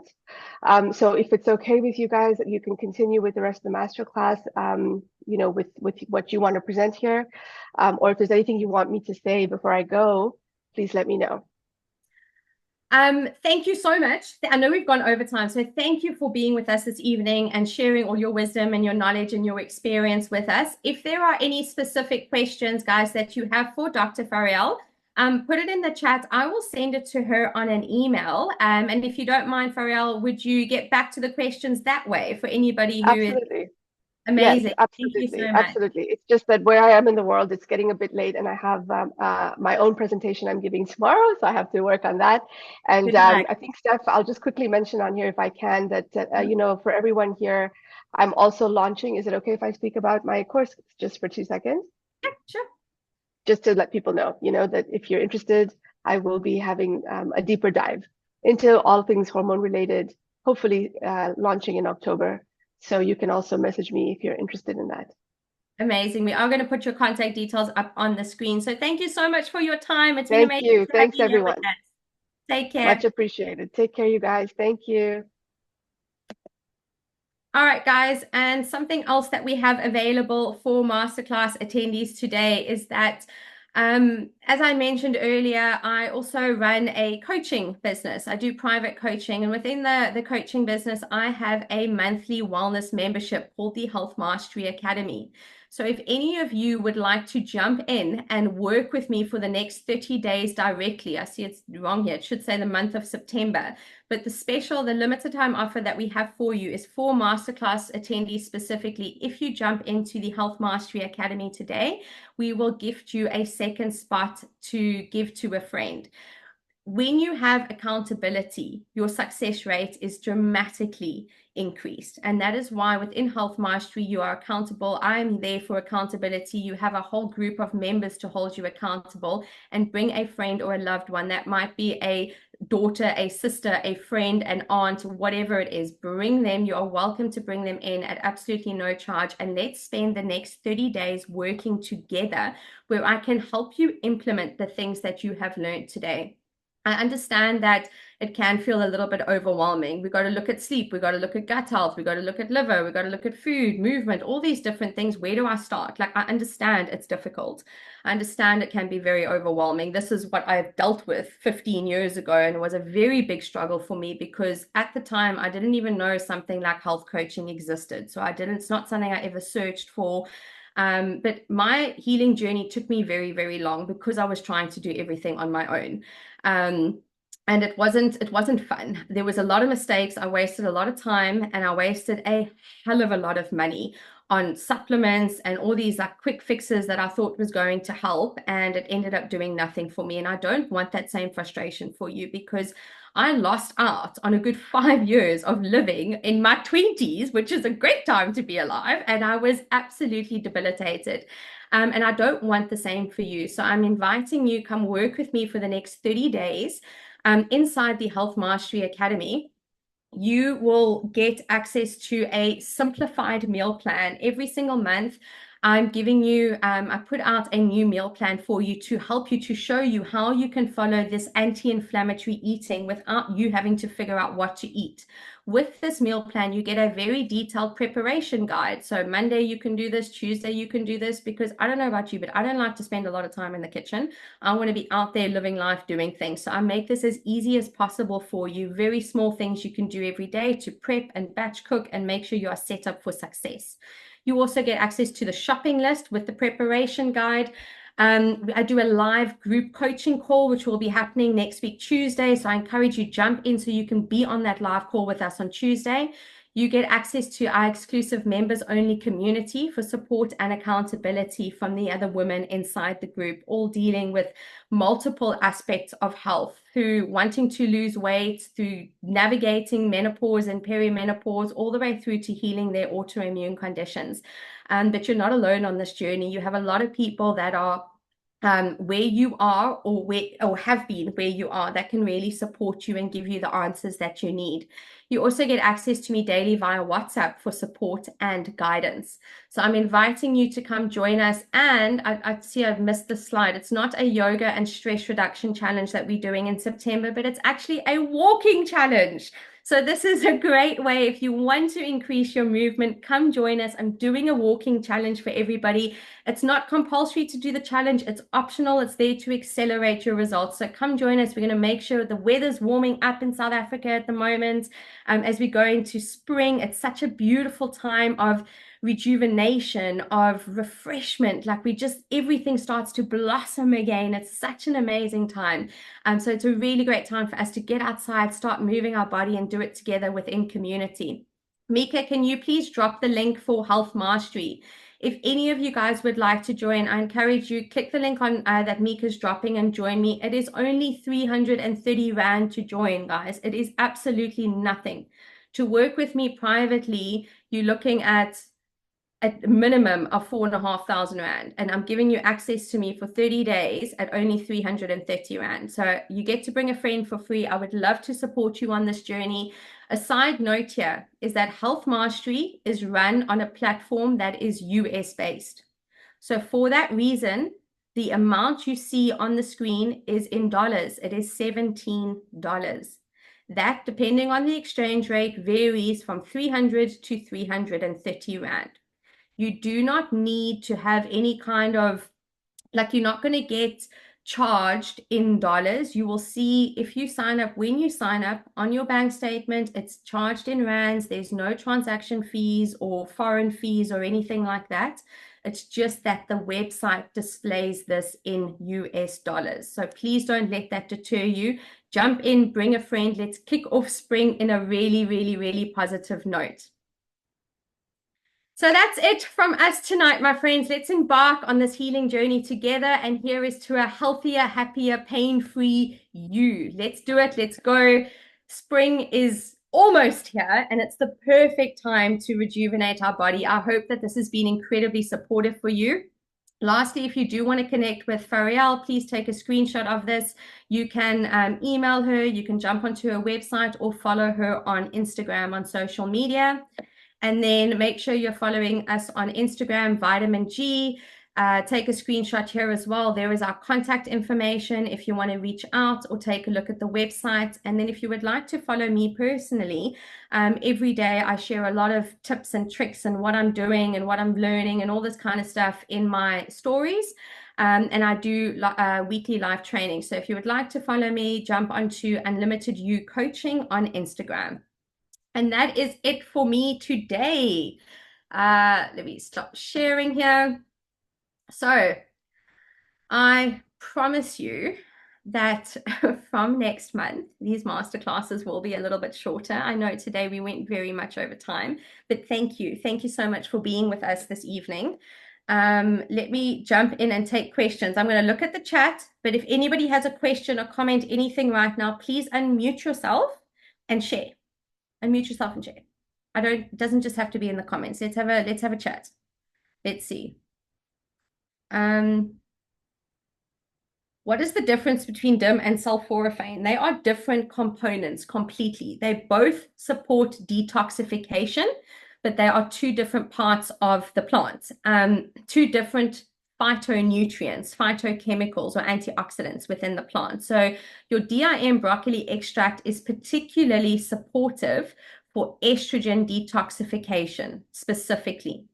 Your sulforaphane is more for sort of toxin conversion or toxin elimination. It helps your liver to process toxins better.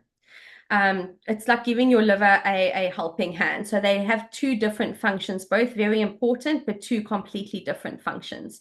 We don't have sulforaphane in the vitamin G detox blend. We have glutathione. Now, glutathione is the master antioxidant within the body, and that is like a partner to your liver. So instead of your liver having to process everything and convert the toxin basically to a non-toxic form to get it out the body, instead of the liver having to do that, the glutathione is doing that as well. So now you've got two guys working at this, and that way you can process a lot more toxins. Will I be doing another one in October? Brenda, yes, I am doing a masterclass in October. I'm not doing one in September because we have an incredible event coming up for you guys that I've been working on. Far more than just this masterclass. Very, very exciting. So we're skipping the masterclass in September, but I am doing one in October. And that one, I'm in two minds. It will either be on sleep or on energy, how to create sustained energy. So thinking about that, I'm open to your comments. Are there any other questions, guys? Anything else that I can support you with today on pain-free periods? We good? Any questions about vitamin G or health mastery? No. All right. Guys, thank you so much for joining me this evening. A replay will be sent to your email, sleep. All right. You want a masterclass on sleep. In the email that is going out with the replay, inside there at the bottom, I have put a tiny little survey, and it would mean so much to me if you would take 3 minutes to fill out that survey. The reason that we do that survey is because I want to find out from you what masterclasses you want. I will teach you on absolutely anything you want, as long as obviously it's within my wheelhouse. If it's not, I will find somebody to come in and speak to you. But I want to create masterclasses on topics that you want to hear about. I'm not going to create a topic or masterclass on reading labels if you really want to deal with sleep kind of thing. So let me know. The more information I get from you, the better and more valuable these masterclasses can be for you going forward. So everybody, wishing you a wonderful evening. Stay warm, stay cozy. I'm in Florida at the moment. I'm in summer, so it's like crazy hot, but I'm loving it. And I think this has made me so excited for you guys and to do the spring challenge, to get outside to walk, because it's just been so refreshing for my mind to be outside more and in this like summer weather. So I want that same thing for all of you. Let's get outside, let's create some health, let's kickstart our health going forward from September to really end the year off strong. So I'm wishing you all a wonderful evening. Get a good night's rest. I hope you have an incredible rest of your week and weekend, and make sure you check your emails for the upcoming special that we're running this weekend. Take care, my friends. Bye.